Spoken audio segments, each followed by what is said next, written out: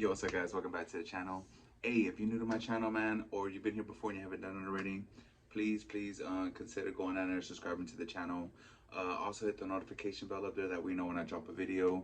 And the most important thing, guys, you have to do for me, you have to like the video. If you like the video, that means that YouTube will share my channel to other people that are looking for information just like you. So it's very helpful for all of us around, you know? So anyway, I've been getting the question a lot, and it's funny how people just think of questions like this, that people that are not in the medical field would think about, or not in a certain department, I guess you can say. But I keep getting a question like, how many days off do you get a year? Do you get vacation the first year of working, and things like that, you know? So I'm here to answer the question. Stay to the end, because at the end I'm gonna give you 3 shifts that I think would not only minimize you using PTO, but maximize your PTO. That way in the end, when you really want to need a vacation, you have all this time that you can possibly ask for off, okay? So to start off, it's not gonna be a long video anyway, but to start off, you do get vacation, guys. You do get vacation. It all depends where you work, of course. 90% of the places that you work, you at least get accumulation of 2 weeks per year. Um, you know, I think it's 4 weeks. It's 4 weeks per year, because I did the math the other day, and I get 6 hours every 2 weeks.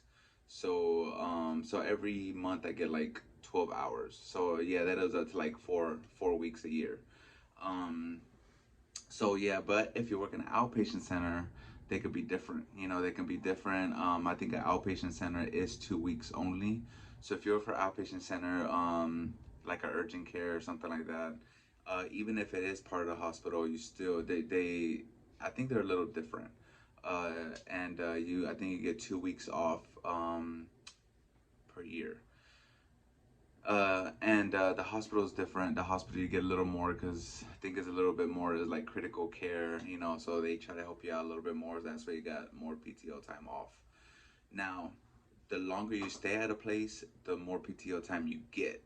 So, the previous job I was before, I was there for 10 years, and I was up to like, I think I was up to like 6 to 8 weeks off a year, which is a lot. It's a lot of time. But yeah, you can definitely build that. So the longer you stay with the company, the more time you get as far as PTO and you know, benefits of that, perks, you know, those perks. Now, to be honest with you, I'm gonna give you 3 scenarios and 3 shifts that I feel like will probably benefit, you know, you guys, most of you guys out there. That way you can, you know, save all your PTO time, and, you know, not use your PTO time when things are going down, right?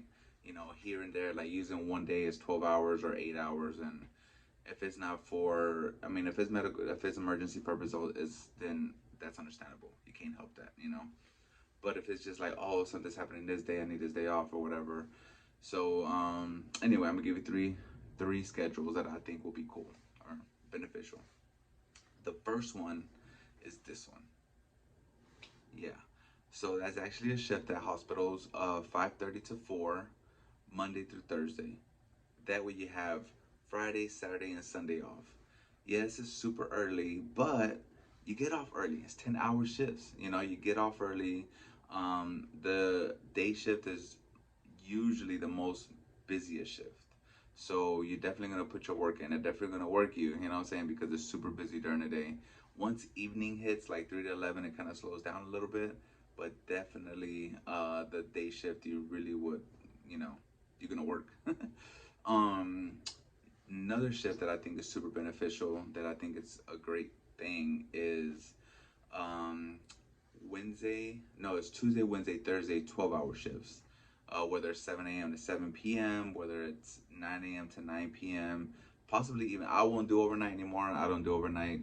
But even if you're an overnight person, you can do, you know, same hours, but 11 to 11 or whatever the case may be, 7 p.m. to 7 a.m. Um, and then you have Friday, Saturday, Sunday, Monday off. Like, how cool is that? You know, like, every 99% of things that always happens on the weekends, because that's when most of America's always off. United States is off, you know, Saturday and Sundays. So people, that's why people are like, you know, TGIF, you know what I'm saying? Because it's Friday, that's when the weekend starts for them. So that's when things happen, whether it's events, whether it's games, whether it's, you know, just a little bit of everything. Um, and then you won't have to ask for PTO time off, you know what I mean? And, uh, and that's the thing, you know, like a lot of things happen on weekends. So if you can manage to get weekends off, those are the times that you can, you know, maximize your PTO and, you know, um, keep it for like a real vacation that you want to be off for 2 weeks straight, maybe three, you know, depends. And the more you work, the more PTO you get. So if you put in overtime, that even adds to more PTO. So that's something to think about. Now, the third one, I feel like I'm gonna contradict myself, but I'm gonna do it for a reason. I'm gonna explain why. So the third shift that I think is super beneficial for people is working weekends. Now, a lot of hospitals have stopped doing this, but if you can find a hospital and you know you feel like you can do it, Saturday and Sunday only 16-hour shifts. That equals I think 32 hours a week. So that makes you full time, you get benefits, you get everything, right? And the reason that I say that that's a great schedule is because you work 2 days. You put all your hours in 2 days. So that means that you have Monday through Friday off. Monday through Friday. That's a lot of possibilities you can have on Monday through Friday. Because let's face it, we never know if, you know, radiology is gonna be for us or nursing or whatever. I don't know if nursing does those schedules or not, but we don't know if radiology is gonna be like our calling or something that we want to do forever, right? So if you work those 2 days and you have 5 days off, you know, to do something differently, just to fall back on, just in case, or have a side hustle, why not? Use your time wisely. Don't be like, oh, we're 2 days, I'm off Monday through Friday, blah blah, and then something happens in your job and you gotta quit or they fire you. Then what? You know what I mean? So that shift is amazing to open up your doors to other ventures, you know, that you might be interested in. And you're not gonna be broke. You're gonna make good money because you working weekends is differential pay, and usually weekend crew is super awesome, super cool to work with. So think about that last one.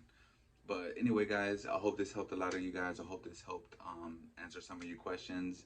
If you have any more, you already know what to do. Leave comments, let me know, and to the next one.